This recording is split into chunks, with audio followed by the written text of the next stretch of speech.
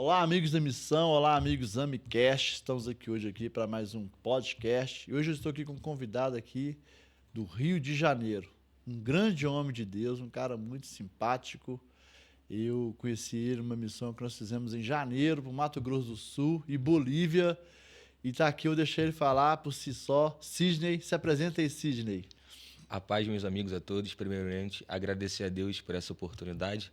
Pastor Jacques, né, grande amigo, grande oportunidade de poder estar aqui, compartilhando um pouco do que Deus tem feito através das nossas vidas. Meu nome é Sidney Santos, sou lá do Rio, né, Duque de Caxias, Assembleia de Deus, Parque Fluminense.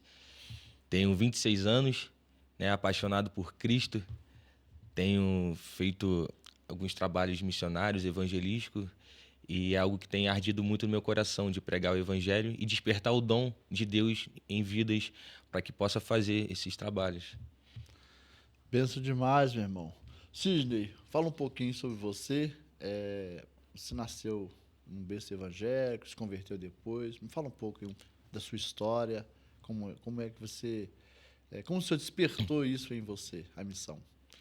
Quando, né, conforme o senhor disse, eu, desde o início, nasci no berço cristão, mas aos 8 anos de idade, eu tinha aquela dúvida, não é porque eu sou filho de crente, mas se Jesus voltar hoje, será que eu vou?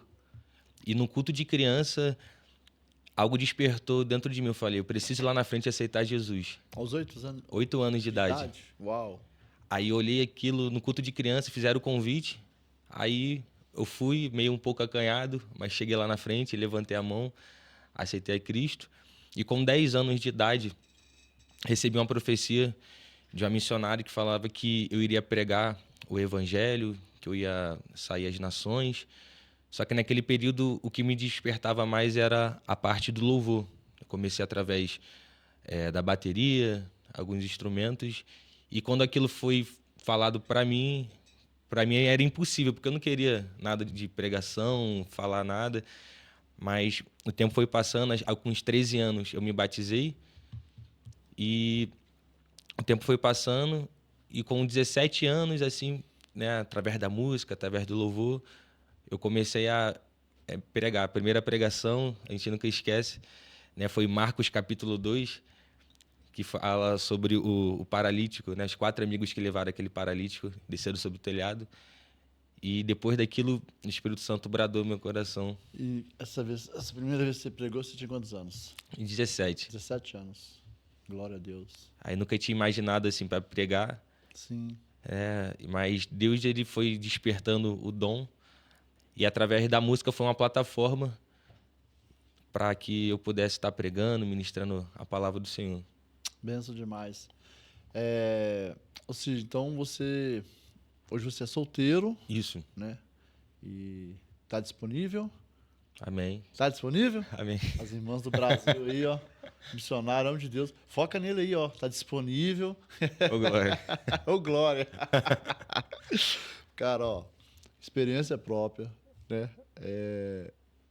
Caso você queira pegar a segunda melhor mulher do mundo, né? Porque a primeira eu já peguei. Uhum. Espera no Senhor. Isso. Busca, faça a parte, mas espera no Senhor. Principalmente pra gente que tem ministério assim. O casamento, ele é tudo, cara. Casamento, o coração precisa de queimar, mas a esposa precisa apoiar. Ela tem que estar na mesma visão. Eu louvo a Deus pela vida da Adriana. Porque a Adriana, ela me apoia em todas as loucuras, né? Do reino de Deus. É interessante que esse dia foi tão engraçado. A gente estava fazendo um trabalho lá com as profissionais do sexo ali na Gaicurus, dia 8 de março. A gente estava apoiando um trabalho lá do tio Pedro. E foi um almoço, foi benção demais. E na saída lá eu falei, Adriana, tô querendo ir na África em maio e tal. Caramba. Me libera pra eu ir na África, me dá um tapa nas costas. Eu sou, meu filho, tô te liberando pra você vir aqui. Eu vou te liberar pra você ir na África. Então, assim, tem que ser uma mulher de Deus mesmo, tem que estar com o coração na mesma visão. E, cara, espera no Senhor. Amém, Né? querido. Espera no Senhor. Porque casamento é uma vez só e é pra sempre. Amém? Verdade. Deixa aí minha dica aí. Porque quando eu era solteiro, então acontece essa história rapidinho aqui. Quando eu era solteiro, na igreja, quando o Senhor me resgatou, que eu fiquei na igreja, com essa conversa de missões, com a visão que Deus tinha me dado, os lugares que Deus falou que também queria me levar, eu espantava as irmãs tudo, sabe? E houve um tempo que os irmãos acharam que eu era até gay. Por quê? Eu estava congregando já 2 para 3 anos e não tinha namorado ninguém na congregação. É uma igreja que tinha muitos jovens, muitas moças bonitas. E o pessoal começou a achar que eu era gay, porque as irmãs chegavam, se aproximavam e eu falava, não, eu quero ser missionário. E na época havia uma guerra no Iraque, Afeganistão. E eu falei, não, quero ir para lá, quero pregar o evangelho no meio daquela guerra, ajudar os irmãos e morrer ali por Jesus. E era sério, cara. Me entreguei minha vida por inteiro. E aí, quando a Adriana entrou na minha vida, ela chegou para congregar com a gente lá, e eu ia fazer um curso na Nicarágua, e eu falei para ela do curso, ela trouxe um perfil da Nicarágua para mim. Eu falei, essa menina é diferente. Pô, mesmo propósito. Ela é diferente, porque as outras corriam, ela não, ela fez uma pesquisa e trouxe. Aí eu falei assim, essa menina é diferente, e aí deu certo. E glória a Deus por isso. Eu amo a Deus, eu louvo a Deus pela mulher que me deu, eu sou apaixonadão por ela. Então espera no Senhor, cara. Amém, vou pegar a dica. Espera no Senhor, porque... Então vamos lá. E aí, hoje você também é um pregador, né? Isso. Itinerante. Cara, eu também tenho uma ressalva aqui sobre pregadores itinerantes. Bom que você se apresentou e falou a congregação que você congrega, né? Isso. Eu pastorei muitos anos e eu convidei um pregador itinerante só na igreja lá. Eu tenho pirraça de pregadores itinerantes que não tem igreja que congregam. Porque a palavra itinerante ela nem é boa, você sabe, né? Sim. É aquele que vagueia. Vagueia. É um andarilho. Yeah. E não é uma palavra boa. Mas eu tenho birra dos pregadores itinerantes que não assumem a responsabilidade do corpo, quer fazer parte, não quer sofrer o dano do relacionamento, mas quer ministrar no coração das pessoas algo que não vive.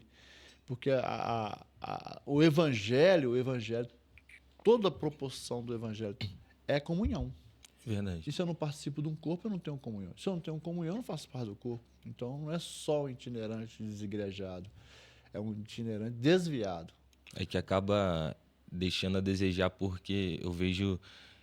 É uma geração que tem crescido, só que prega, sai, mas não quer se sentar para ouvir. Sim. É como não querer ouvir o sermão do monte. É uma geração que já quer o holofote, já quer vivenciar as promessas, mas não quer sentar para ouvir. E justamente no Sermão da Montanha, Jesus ele está ensinando a respeito do caráter do cidadão do céu. Bem-aventurados os pobres de espírito, os mansos de coração, o que tem fome e sede de justiça. Aí no capítulo 6 ele fala sobre a intenção do coração, que tua mão faz, o outro não precisa saber, sobre a oração, sobre o desejo, né? Para depois, no capítulo 7, falar a respeito de colocar em prática tudo aquilo que escutou, que é as 2 casas firmadas sobre uma na rocha, outra na areia. Mas aquela que colocou em prática, o vento, a tempestade que vinha, não botou aquela casa. Então eu vejo uma geração que não quer sentar para ouvir. Sim. Tem tudo para dar certo, mas por conta do holofote, de querer aparecer, acaba vivendo um ministério frustrado. Poderia muito mais além, mas por conta de não ter um auxílio ou respeitar o tempo, acaba... Eu atribuo isso aí à culpa pelo mercado, né? Sim. Tem quem paga, tem quem senta para ouvir, mas talvez não tem quem pare para ensinar. Verdade. Mas oremos por essa geração e que o Senhor tenha misericórdia, né? Tantos aqueles que pagam para ouvir uma boa palavra, né? E a palavra ela é espada, né, cara? Nem sempre ela vai ser boa, nem sempre vai ser confortante.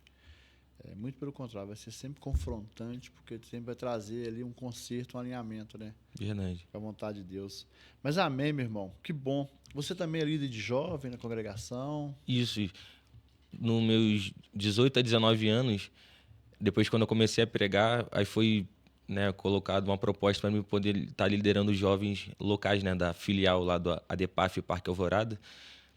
E até hoje, eu estou com 26 anos, foi passando algumas fases, né? Eu comecei a liderar os jovens, aí fez um convite para liderar os jovens, ser o segundo vice da UMADEPAF lá, que é a União das Mocidades do Campo, né, do Parque Fluminense, onde eu faço parte. E depois veio a UMADECAM, que é fiquei como um dos responsáveis também, que junta Caxias e Magé. Então, Deus, e tudo isso Deus falou que iria acontecer. Em um ano, ele usou um pastor para me entregar isso, falando que ó, em um ano ele me via ficando responsável por uma liderança regional, né, não apenas no meu campo da igreja. Aí demorou, no finalzinho do ano, nada de acontecer. Eu falei, ué, Deus, você falou que ia ser esse ano. Aí, antes de terminar o ano, recebi uma ligação do pastor Ramon Gomes, que era o antigo presidente da UMADECAM. Ligou para o meu pastor presidente para ver o que ele achava. O pastor autorizou, ele me ligou e foi feito o convite. Eu aceitei e vi que realmente era o propósito de Deus. Então, é algo que eu aprendo, que Deus ele não chama qualquer pessoa para fazer qualquer coisa ou ir para qualquer lugar. E isso eu carrego muito para mim, porque Deus ele não erra de endereço. Então, quando ele chama, tem uma vocação e ele vai dar a estrutura no decorrer do caminho. Né? É no processo. Isso. Cara, que bacana. Eu acredito, Sidney, que hoje aqui, para mim, você me conta um dos maiores testemunhos, sabe? Porque eu acredito assim, porque tudo que testifica os milagres de Jesus, glorifica ele. Isso. Mas quando eu bato papo com um jovem, como você na sua idade, 26 anos, que não se desviou do caminho do Senhor e que não está em busca dos seus direitos, mas cumpre seus deveres, porque nós temos uma geração hoje que ela quer muito seus direitos, Sim. mas esquece de se posicionar nos seus deveres e responsabilidade do corpo, dos relacionamentos, das relações, né? E eu acredito que a sua história é um grande testemunho para a minha vida, porque eu fui praticamente criado no Evangelho, mas 15 para 16 anos me afastei. Então, fui no inferno e o Senhor me resgatou do inferno. Agora, se manter puro nessa geração, eu acredito que é o maior desafio, é um dos maiores testemunhos. Me faz lembrar, aqui, uma vez um amigo queria levar um jovem lá na igreja lá para testemunhar, quando eu pastoreava uma congregação, e ele falou, leva o irmão fulano de tal, vou até ver se eu chamo ele para bater um papo aqui no podcast. Leva o irmão fulano de tal, que ele tem um testemunho muito forte, e ele já tomou facada, já tomou tiro, desviou, e tal, e tal. E eu falei, irmão, tá, vou ver lá. Aí depois ele me ligou, bravo. Poxa, você ficou de chamar o irmão para ir pregar na sua igreja. Eu falei, amigo, me desculpa. Se for para um ex-noiado ficar pregando na igreja, já tem um que pregar lá todo domingo, que sou eu. Então precisa de ter um propósito maior, né? Porque Jesus ele é especialista em pegar lixo do lixo, né, do submundo do lixo, e transformar em peças raras, em vasos de honra. Né? Então, para Jesus, não desmereço nenhum milagre que Jesus faz, mas para Jesus isso é simples, é o básico. Agora, qual é a minha parte no que Jesus está fazendo, que é complicado. Por exemplo, a minha parte que Jesus estava fazendo, eu estava desviando, Sim. me afastando, me corrompendo e fazendo muito mal, tanto para mim, quanto para minha família, quanto os demais à minha volta. Agora, quando eu assumo a responsabilidade de viver o que Jesus está fazendo com responsabilidade, aí é outro nível, que é o caso que você aqui, né? Sem te bajular, sem nada, mas eu acredito, sim, cara, que o Senhor continue te fortalecendo. Para mim, um dos maiores testemunhos é o jovem que não se corrompe. E eu lembro que eu disse para ele assim, então você quer trazer alguém para dar um testemunho aqui na minha igreja? Então tá, traz um jovem que nascido no Evangelho, que não se corrompeu, ou traz um casal de jovem que casou virgem e que não se separou, que está casado até hoje, está cumprindo o ministério, está cumprindo a vida no Evangelho. Porque para mim isso é um dos maiores testemunhos. Né? Eu lembro porque, por exemplo, casar virgem. Hoje é uma utopia diante da sociedade. Né? Eu lembro que quando a Adriana, nós estávamos namorando, nós noivamos, e eu fui com a Adriana escolher o vestido dela. Que loucura. Eu fui com a Adriana escolher o vestido dela. E chegando lá na loja, ela estava ela estava olhando o vestido, aí a moça falou assim, você é amigo dela? Aí eu falei, nós somos mais que amigos, nós somos noivos. Ela falou, mas o noivo não pode ver a noiva com vestido, não, ué. Eu falei, não, porque nós somos modernos, nós podemos sim. Ela, moderno? Eu falei, nós somos modernos. Porque o normal é o noivo conhecer a noiva nua, até do lado avesso, mas não pode ver ela vestida. Eu falei, eu não vi ela nua, nós não tivemos nenhuma intimidade, e eu tô vendo ela com vestido. Então, Sim. nós somos modernos, nós somos oposto do que o mundo é. E foi legal, porque esse dia a gente estava conversando, eu falei assim, eu achei que eu nunca ia casar com vestido, tomara que caia e tal. Acabei casando e escolhi. Eu falei, não, você escolheu não, eu escolhi. Eu escolhi. Eu dei a dica e ela casou com o vestido que eu achei mais bonito. E é isso aí, cara, somos mesmo diferenciados neste mundo, né? Então, fazer mais uma pergunta para você aqui. Qual foi o lugar mais desafiador, assim, que você já esteve pregando o evangelho, servindo a Cristo? Um dos que eu posso dizer é essa última viagem que nós fizemos, né? Mato Grosso do Sul e Bolívia, que acho que toda a nossa saída, quando a gente tira o pé da nossa casa, é uma grande missão que a gente está fazendo quando vai propagar o evangelho. E uma das coisas que me marcou foi quando, no primeiro dia de missão, né, a gente já está um pouco aflito, aquela questão de outro território, sabe que o mundo espiritual é de verdade. E terminando de almoçar, eu recebi a notícia que o meu avô tinha falecido, né? Não sei se você lembra. Lembro. E eu falei, logo no primeiro dia, e aquilo, né, querendo ou não, mexe contigo, só que a gente lembra que tem uma missão para fazer. E um dos mais desafiadores era fazer a missão no luto, no período de luto. E foi aonde, no dia eu liguei para minha avó, tal, aquela coisa toda, mas não tinha como voltar mais, já estava lá no campo e tinha vidas precisando, né? Então, o que me marcou bastante foi isso, que quando foi um dia muito árduo, trabalhoso, a gente foi nas aldeias, né? O sol, e ainda à noite me colocaram para pregar à noite, né? Então, eu creio que existe um propósito. Deus, ele nos sustenta. Que a palavra do Senhor diz que quando eu penso que estou fraco, é onde estou forte, porque o poder dele se aperfeiçoa na nossa fraqueza. E realmente, o que me marcou também, porque eu não tive a oportunidade de abraçar minha avó, meus pais, né?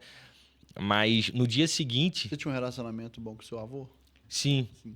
E ele foi um dos principais, assim, que me estimulou para viagem missionária.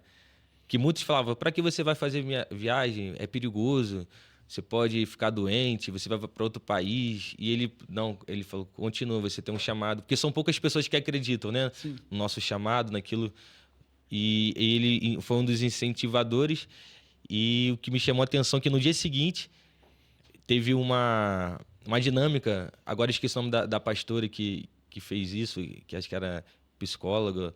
Ela... Patrícia? Acho que é a Patrícia, né? Acho que é Patrícia. Do abraço. Escolhe alguém para abraçar que marcou você nessa viagem. Aí nisso eu vi o próprio Deus me abraçando ali, porque eu não tive a oportunidade de ir no velório, mas naquele momento ali Deus preparou um ambiente para ser abraçado pelos aqueles meus irmãos na fé ali. Então aquilo foi uma das grandes missões. E uma das grandes desafios foi quando a gente estava nas aldeias chamar o pessoal para ir para o culto. E quando eu me deparei com uma família, tinha um rapaz lá, acho que o dono da casa, né? Tava com um facão amolando lá. Aquilo ali, eu cheguei, dei boa tarde e tal, falando. Mas enquanto eu falei, não largava o facão. Falei, Jesus, me segura, me guarda aqui. Tava espírito de oração. Eu falei, posso orar pela vida? Jesus, me segura aqui para me continuar. Para me continuar. Para não sair embora. E eu continuando falando e nada dele tirar a faca da mão, mas não que ele tava ameaçando, mas não tava parando. De amolar. Isso, eu falei assim, ó, eu vim falar de Jesus aqui, eu posso orar pela vida de vocês, pela família? Aí ele, amém? Não, pode sim. Eu orando e ele ainda com a faca. Mas aí quando eu comecei a orar mesmo, né, ele guardou a faca assim, eu falei, Espírito Santo, então tô no caminho certo. Aí quando eu comecei a orar, eu vi que algum semblante da sua esposa, do seu filho, eles começaram a chorar aos poucos, né? Aí eu perguntei, aproveitei e falei, eu posso dar um abraço em vocês? Ele, claro, ele pode, um pouco recaído assim. Aí eu abracei ele, falei, Jesus te ama. E aquele homem começou a chorar, né? E aquilo foi marcando porque eu vi que realmente era um propósito de nós estarmos ali pregando o evangelho. E dos desafios também foi, não sei se você lembra, a gente fazendo o evangelismo e eu estava dirigindo aquele culto, pregando, e debaixo de uma árvore tinha alguns jovens, né? Eu estava responsável pelos jovens, junto com meu amigo Glauber Benção de Deus.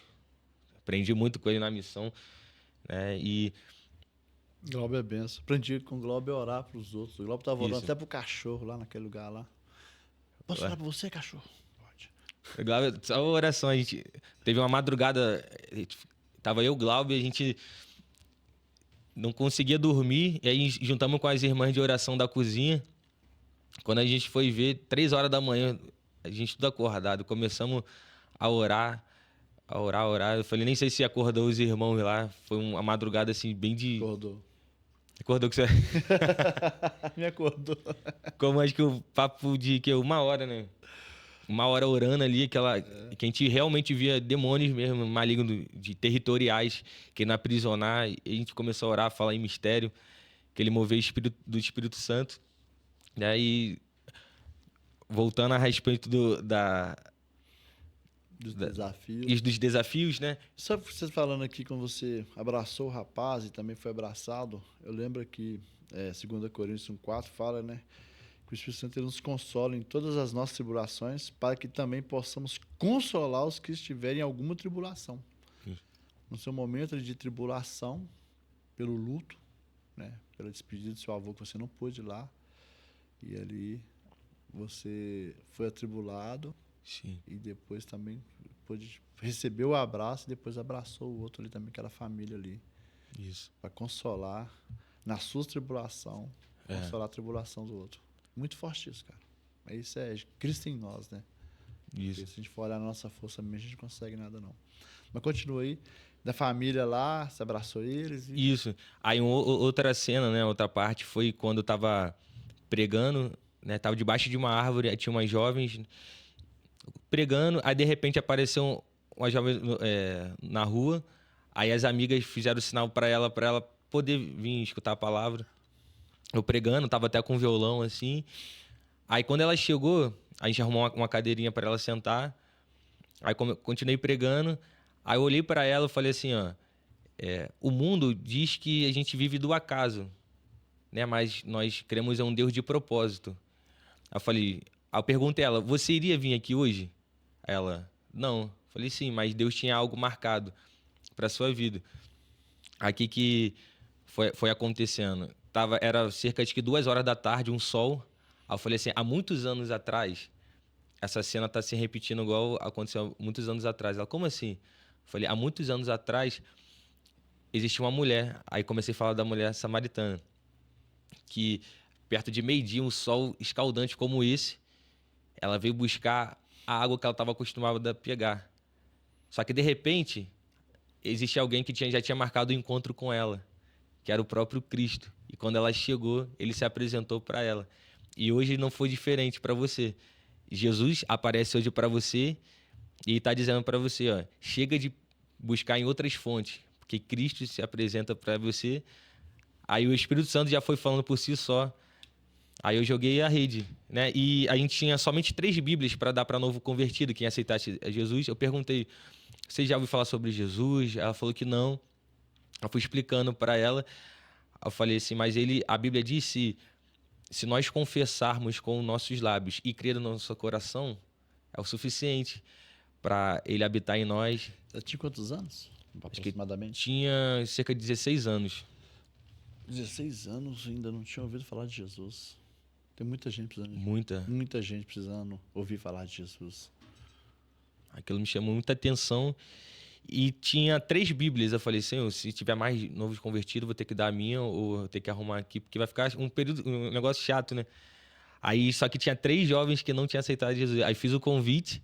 Falei, vocês aceitam Jesus como o salvador de vocês? Aí, meio sem graça, assim, eu falei, não é pressionando, né? Mas o Espírito Santo tá perguntando. Eis que estou à porta e bato. Você quer abrir a porta do seu coração? Quer beber dessa água? Aí, na hora, ela levantou a mão e nós oramos, né? A missionária Suzana estava lá para auxiliar com as meninas, né? Aí eu estendo a mão para elas, fiz o convite e ali nós ganhamos ali 3 meninas, né, para Cristo. E aquilo marcou, né? Aí os desafios teve o luto, tem a questão da família que você deixa, o trabalho, muitas coisas, né? Mas quando a gente vê o resultado que é almas, a gente vê que a gente está cada vez mais perto do propósito de Deus. Então me marcou muito essa missão no Mato Grosso do Sul, Bolívia, e creio que vou viver. E teve, falando sobre missões, aproveitando, recentemente em fevereiro agora também eu faço parte de um projeto, Eu Me Importo, que é um projeto que lida com crianças especiais, que às vezes são abandonadas pelos pais, não tem membros do corpo, e a gente se uniu a um projeto Praia para Todos. É um projeto bem conhecido lá no Rio. E qual o intuito? A gente dá um dia maravilhoso para essas crianças. A gente vai na praia, faz um café da manhã regado para eles. A gente brinca com eles na praia, fica auxiliando. Porque para algumas crianças, se Jesus não curar naquele período, vai ser o último dia. Tem muitos casos que as pessoas, depois passa semanas, a gente recebe a notícia, fulano de tal faleceu. E o que me marcou em fevereiro também foi que a gente foi fazer a missão na praia. Eu nunca tinha vivido isso, é uma experiência assim bem diferente. Aí qual era o intuito? A gente chamava as pessoas para estar no culto mais tarde, que a gente fazia um culto de 20 minutinhos, né? Aí a gente tinha um picolé que a gente ia dar de graça para os irmãos. Só que eu vi que naquele dia o propósito era para os comerciantes e não só para quem ia se banhar, quem estava ali. Aí eu tava com um negócio de picolé. Você mora perto da praia no Rio? Não, Não, né? eu moro na Baixada, um pouco. Aí eu cheguei na praia, aí tava com os picolé. Aí eu falei, poxa, os caras que estão vendendo picolé devem estar achando o seguinte, pô, vai roubar minha clientela, aquela coisa toda. Aí eu cheguei para eles e falei assim, olha, eu falei, boa tarde, tudo bem com vocês? Olha, eu vim dizer que eu não vim ocupar a praia, eu vim servir vocês. Ele, como assim? Eu falei, eu tô representando Cristo aqui para vocês. Eu falei assim, ó, por todo dia vocês receberam talvez uma palavra que vocês não gostaram, vocês têm que pagar conta, talvez vocês estão atribulados aí, e às vezes alguém nem reconheceu, porque vocês estão servindo aqui na praia pra gente, por mais que vocês estão vendendo, mas vocês estão servindo, só que hoje é diferente. Jesus aqui, ele veio para servir vocês, e aqui eu estou. Ele, caramba, ficou assim e tal. Eu falei, eu não vim roubar. Como estava quente, eu falei assim, ó, tá muito quente hoje, né? Como de costume. O sol tá escaldante. Mas eu falei o seguinte, mas existe algo que Jesus, ele prometeu.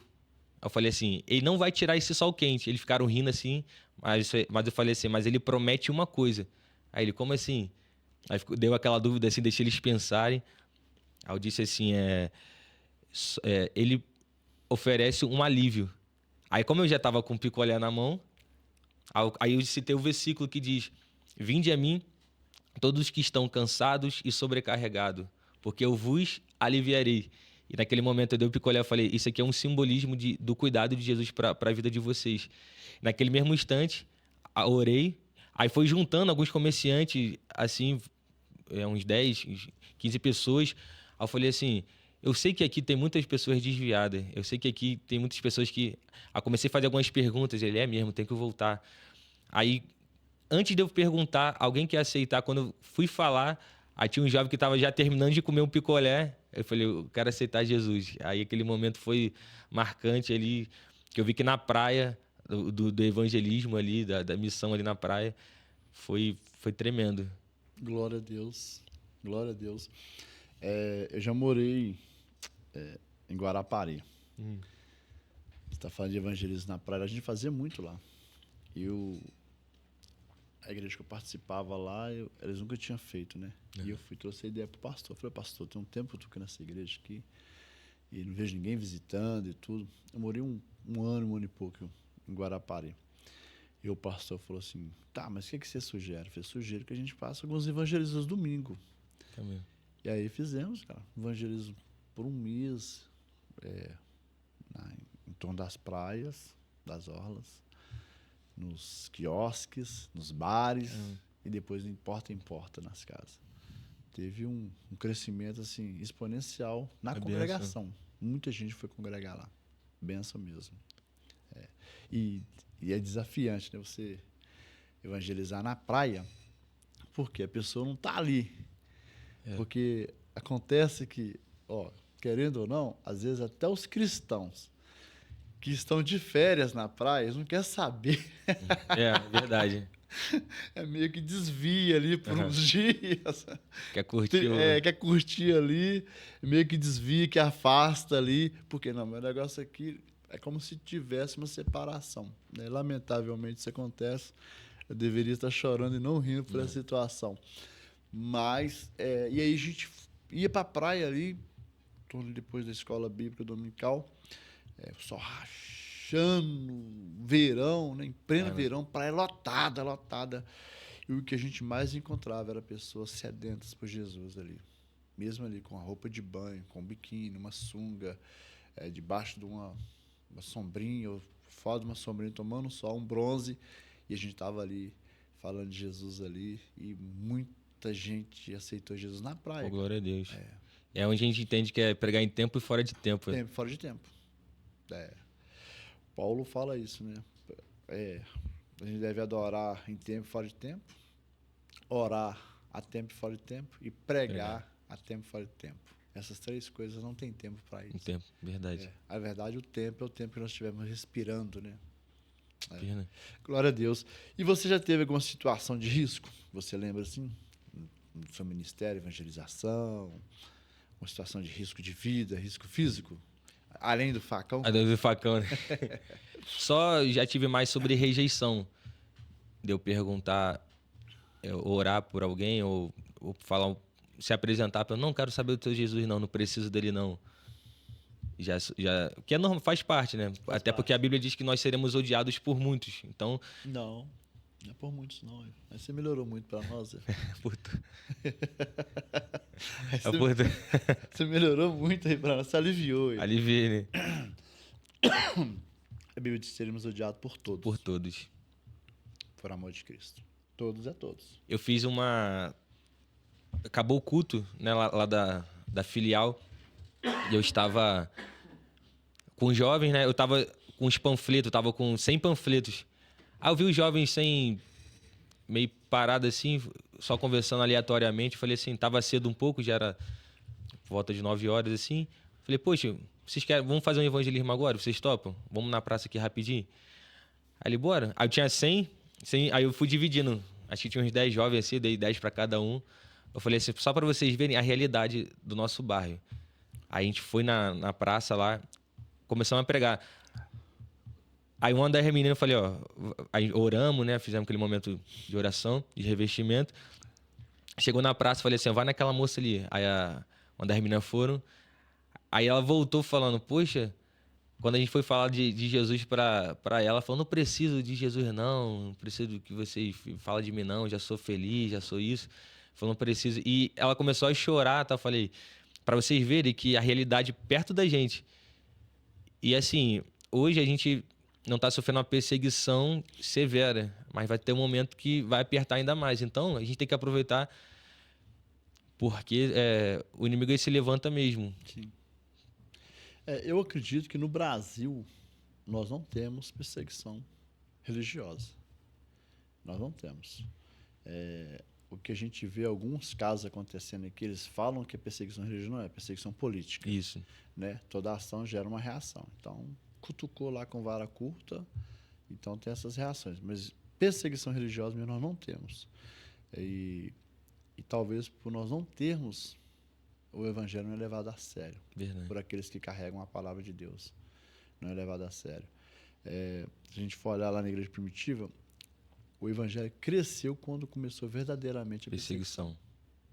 Né? Quando eles mataram ali Estevão. Isso. Né? Estevão foi entregue ali como sacrifício a Deus. E aí a Bíblia vai falar ali, acho que em Atos 8, por ali, Atos 8, Toda igreja, os apóstolos ficaram em Jerusalém, toda igreja dispersou, fugiram. E que eles iam fugindo, eles iam anunciando a Cristo. Isso. Então, ou seja, deu aquele boom, porque alguém teve que perder também a vida. Então, eu acredito que enquanto nós não perdemos a nossa vida, nós não vamos salvar ela. Talvez hoje o maior erro da igreja cristã no Brasil, ou talvez no mundo, é tentar salvar a sua vida. É. Porque enquanto nós estivermos tentando salvar nossas vidas, nós estamos perdendo ela. Perdendo, verdade. Mas quando nós perder a nossa vida e verdadeiramente nós vamos ganhar nossas vidas em Cristo Jesus. Enquanto, por exemplo, você quer ver uma coisa? Eu estava comentando esse dia. Todo carnaval tem um mimimi gospel. Todo carnaval tem um mimimi gospel. Carnaval, um para trás aí, foi uma cena de um demônio arrastando lá um artista que estava vestido de Cristo, que também era um demônio, um endemoniado. É. E a igreja se lamentando, né? E se a gente for olhar no mundo espiritual, lá, quando Jesus foi crucificado, aconteceu exatamente aquilo ali. Verdade. E por que aconteceu aquilo ali? Aconteceu porque o plano de Satanás era que Jesus desistisse de ser o Cristo. Porque Jesus, ele chegou a falar na sua oração: Pai, se for possível, passe de mim esse cálice, mas contudo seja a tua vontade. Isso. Jesus, humanamente falando, ele quis se esquivar do propósito, né? Humanamente falando. Mas ele também mostrou aquilo ali para a gente, que nós podemos até querer não cumprir o propósito, mas para cumprir a vontade de Deus, nós precisamos de passar por todo o processo dentro do propósito dele. Então, se a gente for olhar, aconteceu aquilo ali mesmo, né? Aí a igreja ficou toda, não, porque não pode fazer isso, porque... Não, cara. O dia que o carnaval, pensa, você é do Rio, o maior carnaval do mundo está ali. O dia que as escolas de samba começar a fazer elogio ao cristianismo, aí sim nós perdemos a Cristo. Verdade, foi forte isso aí. Aí sim nós perdemos a Cristo. Eu orei para Deus no carnaval, eu falei assim, porque o carnaval em Belo Horizonte está muito forte. O Espírito Santo falou comigo, o carnaval está forte porque a igreja está fraca. Caramba. Porque nos anos 80, 90 e nos anos 2000, na década de 2000, não tinha carnaval em Belo Horizonte, mas tinha uma glória manifesta, que havia um avivamento em Belo Horizonte, uma coisa muito tremenda, né? E naquela época não tinha carnaval. Hoje tem carnaval. Então, assim, aí agora, o carnaval passado agora foi da latinha, né? Do conserva. Pô, cara, foi só assim. Se ofendeu. Ah, não, ofendeu sim, ofendeu tanto que todo mundo começou a colocar as latinhas lá. Botar a foto da família, começou... Precisa do inferno se levantar, mostrar algumas realidades para a gente despertar. É terrível isso. Então, assim, a igreja ela anda... eu vejo assim, a igreja não cumprindo o propósito dela. A igreja não era para ser reativa. A igreja precisa ser ativa. Reativo porque já está atrasado. Né? Porque Cristo sendo o cabeça, o corpo precisa acompanhar a cabeça. O corpo precisa acompanhar a cabeça. Que acaba esperando o ataque para vir um contra-ataque. E a Bíblia diz que as portas do inferno não prevalecerão contra a igreja. Então a igreja tirando as almas que estão indo para o inferno. Né? Sabe por que Satanás está batendo na porta da igreja? Porque a igreja não está arrebentando a porta do inferno. Sim. É simples. É simples. Então, quando um não faz, o outro faz. Então a igreja está reagindo. A igreja não é para reagir, cara. A igreja é para agir. Agir em quê? No nome de Jesus, agir dentro do propósito de Cristo. Então a igreja, ela precisa, como você falou, no seu bairro, na sua vizinhança ali, né? Pessoas que não querem Jesus. E o provérbio diz que a alma farta, ela pisa os favos de mel. Mas a pobre, até o amargo se torna doce. Você vê, lá na aldeia, né? Povo maravilhoso, aquele povo ali, né? Povo fantástico, amei, apaixonei. Eu tô com um projeto de mudar para lá. Pô, mesmo. Tô com um projeto, você também. O brother ali também tá com um projeto. Eu levei comigo, ele vai me levar. Acho que ele vai na frente. Mas amei aqueles pastores, amei aquele povo ali. E lá dentro uma pessoa ainda que não tinha ouvido de Jesus. não tinha ouvido Jesus. Então, assim, a gente precisa estar em todos os lugares, né? Isso. Mas se a gente puder no lugar que Jesus ainda não foi anunciado, Melhor coisa. melhor ainda. É melhor ainda. E Não tem porque, a gente muito precisa, lugar. não porque a gente precisa ser aceito, né? Nós já fomos aceitos por Cristo na cruz. Mas é porque é gostoso, né?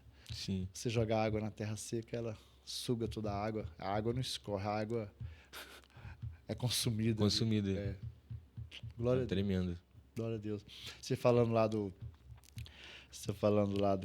tempo que nós estávamos lá no Mato Grosso, eu lembro que eu saí, não me lembro qual aldeia mais, sei que eu saí do pessoal e fui na esquina lá tirar uma foto da placa, né, que estava anunciando as aldeias, assim. E aí vi um senhor também lá com um facão na mão. Um indígena com um facão na mão. E aí, você tirou uma foto aqui por quê? Uhum. Aí eu falei, para me levar de lembrança que eu estive aqui e tal. Você é de onde? Eu falei, Belo Horizonte. Onde fica? Eu falei, Minas Gerais. Tá longe de casa, hein? E botando medo. Tá longe de casa, hein? Pois nós estamos aqui numa comitiva aqui, pregando o evangelho. Ah, que bom, pregando o evangelho. Aí nós conversamos lá. Já foi um caminho mais dá um Ele receio. também é um servo do Senhor Jesus, e aí só foi compartilhar a Bíblia. Ficou tranquilo. Caramba. Mas o primeiro impacto que tem assim, né, a gente... É outro território, outro povo. O senhor falou isso aí, eu lembrei também do medo que a gente tava lá da onça, né? Que tinha uma onça solta lá. E foi que a gente, de madrugada, a gente tava dormindo, aí do nada entrou um cachorro. Pô, deu um susto. Acho que o Glauber lembra. Rapaz, 3 horas da manhã, um cachorro pulou. Tomei um susto, falei, Jesus. Aí depois apareceu um gato, eu falei, caraca, só fazer... Mas eu e o Glauber, a gente tava conversando assim, 2 dias pra ver uma onça, né? Mas não assim, né? Aí foi engraçado o pastor, quando a gente chegou na Bolívia, né? O pastor Franklin. Sim. A gente falou, pô, a gente tá doido pra ver uma onça pintada, aquela coisa toda. Ele, pô... Aí eu perguntei pra ele assim, a gente perguntou, o senhor já viu uma onça assim? Ele, pô, eu durmo com uma todo dia. Brincando com a esposa dele assim, mas assim, deu aquele medo frio. Ali também, naquela região da Bolívia também tem muito, né? Tem muito. É o Pantanal, né? Mas foi marcante esse, porque o medo, né? É. De desafio. É um desafio mesmo, né? E a gente tava numa aldeia lá, eu lembro aqui, e eu não vou lembrar o nome da aldeia mais. Nós passamos a tarde toda lá, foi bacana. E aí o pessoal falou assim, ó, do outro lado ali, recentemente nós vimos a onça passando. E aí eu ficava preocupado. E ele falou assim, aí do outro lado aqui tem um açude, um lago, não sei, que é cheio de jacaré, ou crocodilo, acho que é jacaré. Jacaré. Eu falei, então que tem muito selvagem? Tem. E lá eles, assim, naquela região eles comem muita caça. Isso. Então é um lugar... Aí eu tava pensando lá, pô, a gente tá aqui se borrando com medo de aparecer um animal selvagem. Uhum. E aquelas crianças, né? Verdade. Porque a gente pensa ali só na gente, né? Sim. E aquelas crianças, aquelas pessoas que estão ali, que vivem ali, né? Que vivem ali. Um senhor lá contou pra gente lá que o irmão dele matou uma sucuri de 8 ou 9 metros. Caramba. Ela tentou atacar ele, acho que ele estava com um facão. Cara. Então, assim, selva. Pesquisando com facão mesmo. Pesquisando com Por facão. uma dessas. Não é pra nós, não. Caraca, mas... Ô, Sidney, cara, bom demais estar aqui com você aqui. E eu queria fazer mais uma pergunta aqui. Como você consegue equilibrar aí o ministério, família, trabalho? E você é músico, né? Isso. Você é músico. Na música, você já encontrou muito desafio? Muita coisa, assim, no início, quando eu tava no auge, assim, entre aspas, começando a sair mais para tocar em algumas igrejas, né? Eu recebi uma proposta e normalmente o inimigo ele é sujo porque ele sempre ele vai em cima na tua necessidade, né? Eu respeito alguns músicos que tocam no secular, né? Mas eu recebi uma proposta, faltando as coisas em casa. E o meu trabalho, eu sempre trabalhei assim, dando aula de música, em vendas, né? Mas nesse período tava uma escassez, meu pai também... Enfim, uma crise financeira, né, chegando. Aí recebi uma proposta de tocar na noite, ganhar acho que 250, 2 horinhas, não precisava pagar Uber nem nada, comer à vontade. Aí para tocar 3 vezes na semana. Falei, poxa, já é um dinheiro. Não vou mentir, o desejo aflorou no meu coração. Falei, poxa, tô precisando. Falei, caraca, é uma porta, tô precisando. Mas tem que ter o desejo, senão não é tentação, né? Isso, verdade.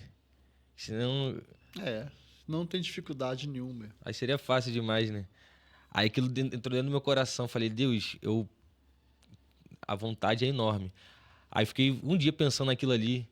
Aí do nada eu orei e falei, Deus, foi onde eu entrei. Deus falou no meu coração que a proposta não era maior do que o propósito de Deus. Falei, Deus, eu vou rejeitar. Eu falei, minha carne está gritando, minha carne quer, mas eu sei que a Bíblia diz que a carne é fraca, mas o espírito está pronto. Há uma luta entre carne e espírito. O bem que eu quero fazer eu não faço, mas o mal que eu não quero eu acabo cometendo. Mas no tocante anterior tem um prazer na lei de Deus. Eu falei, Senhor, eu vou rejeitar, porque não é sobre mim, mas é sobre o que o Senhor tem sobre a minha vida. Rejeitei.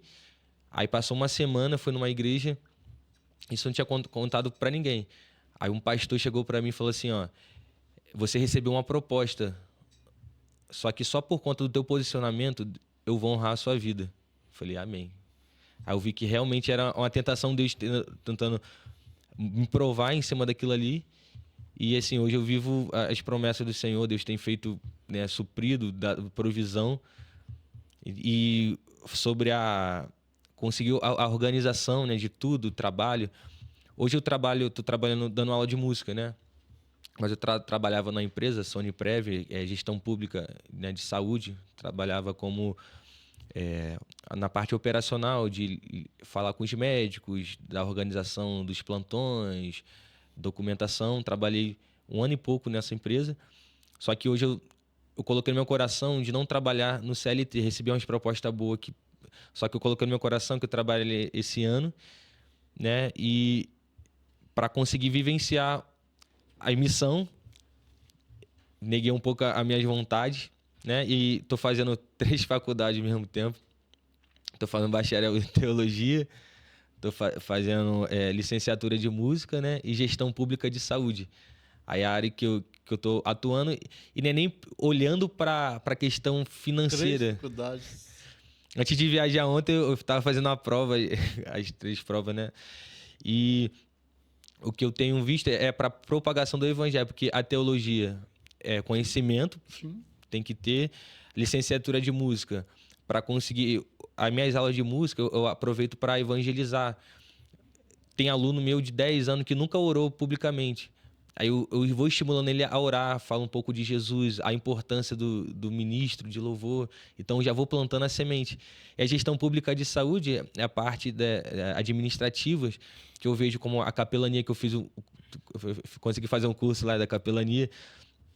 Então são portas que pro evangelho.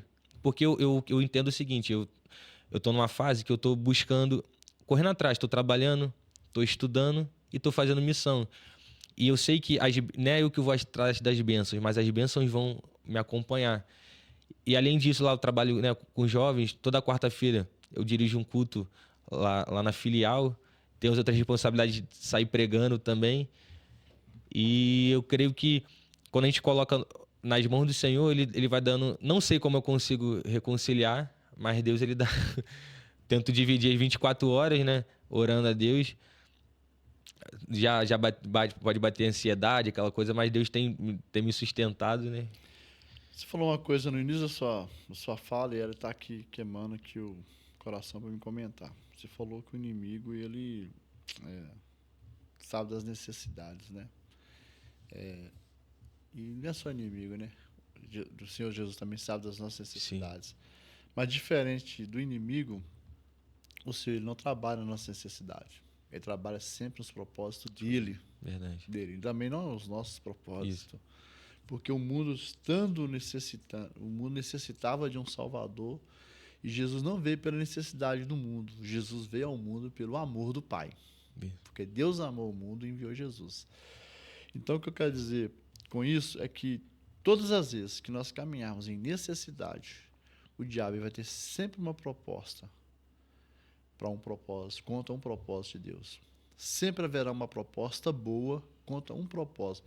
E os propósitos de Deus é desafiador, porque precisa andar neles em fé. Deus te mostra até o ponto que você vai chegar, mas não te mostra o processo, a caminhada. Isso. Então, é muito bom a gente vigiar nisso. Sim. Porque também, se você aceita uma proposta hoje por causa de recurso, por causa de necessidade, o diabo vai sempre estar te fazendo uma proposta em Isso. cima das suas necessidades. Né? Então, igual você falou assim, estou solteiro, né?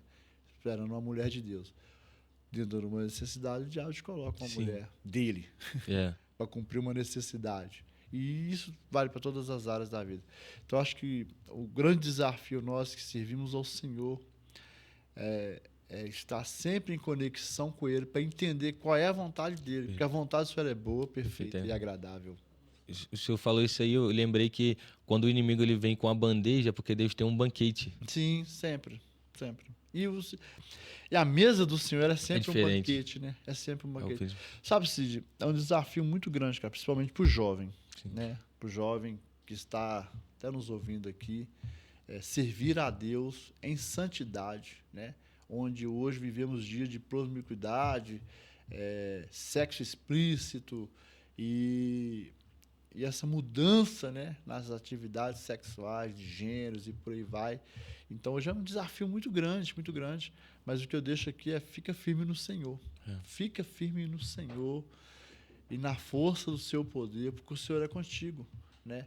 Eu lembro que quando o Senhor me resgatou, eu vi uma vida muito promíscua também, uma vida sexual muito ativa. E quando o Senhor me resgatou, eu fugia muito da aparência do mal, porque eu sabia quem eu era. Sim. Eu era um vagabundo, um sem vergonha, um mulherengo. E eu lembro que como foi difícil me manter santo até eu me casar. Como foi desafiador me manter em santidade até casar. E não falo nem do meu relacionamento com a Adriana, porque teve as dificuldades, mas foi bem tranquilo. Mas eu falo nas outras bandejas que o diabo propunha para mim. E não é só o diabo, a gente o diabo, nem tudo é o diabo, a gente é homem, Sim. pô. A energia tá saindo na pele, então assim, os olhos, então assim, a gente é homem, hétero.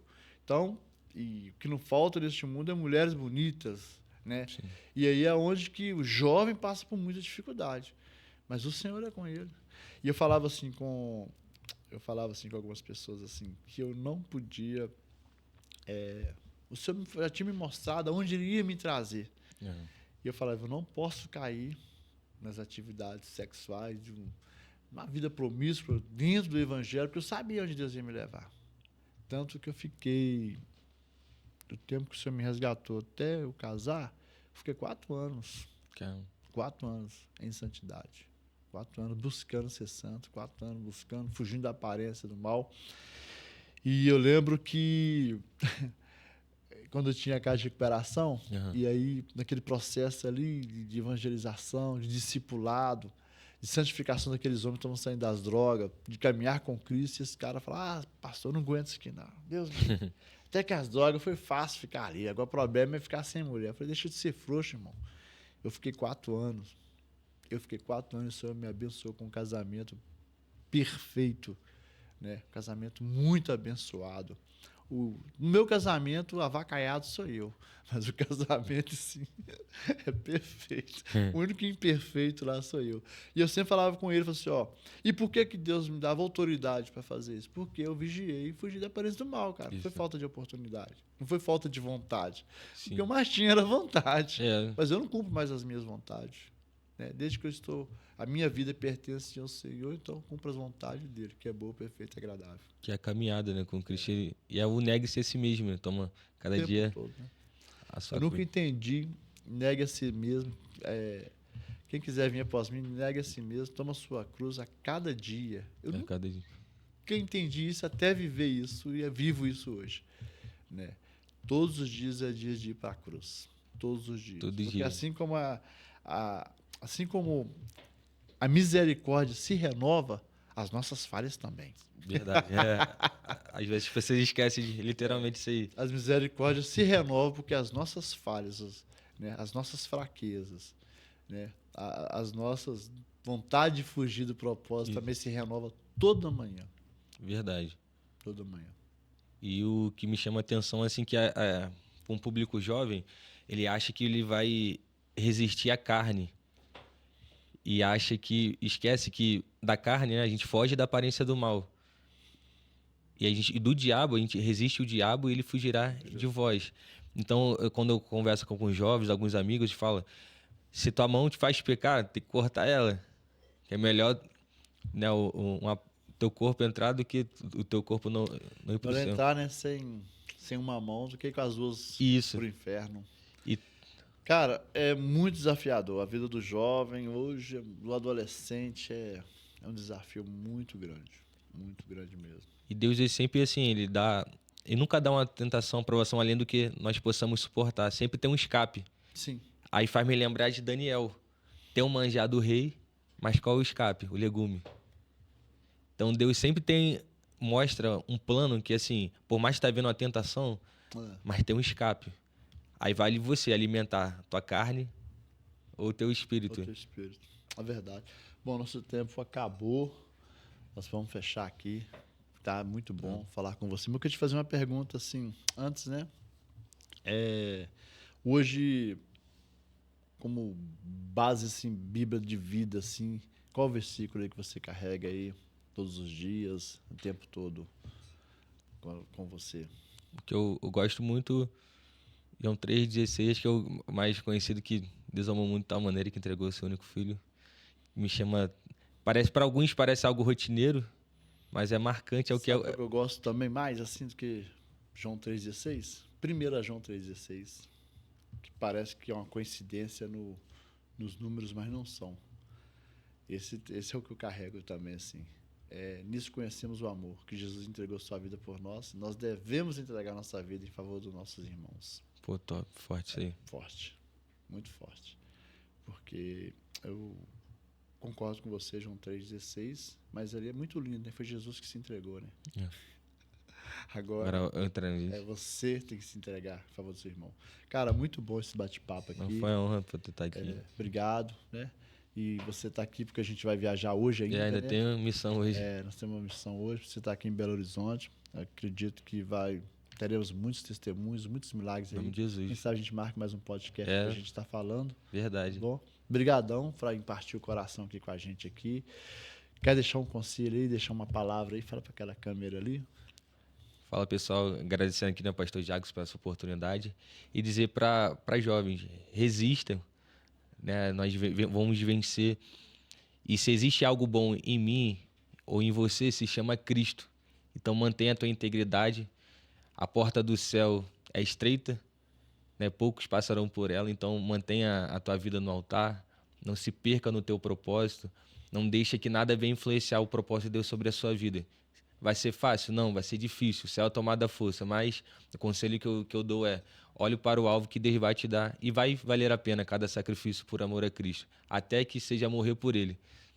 Mas vamos fazer para a honra e glória do nome do Senhor Jesus. Amém. Amém, meu amigo. Obrigado. E você que assistiu até aqui, compartilha esse vídeo para alguém que você acredita que precisa ouvir. Segue a gente aí, fortalece, curte esse vídeo aí. Deus abençoe. Até o próximo Mamicast. Um beijo no teu coração. Deus abençoe.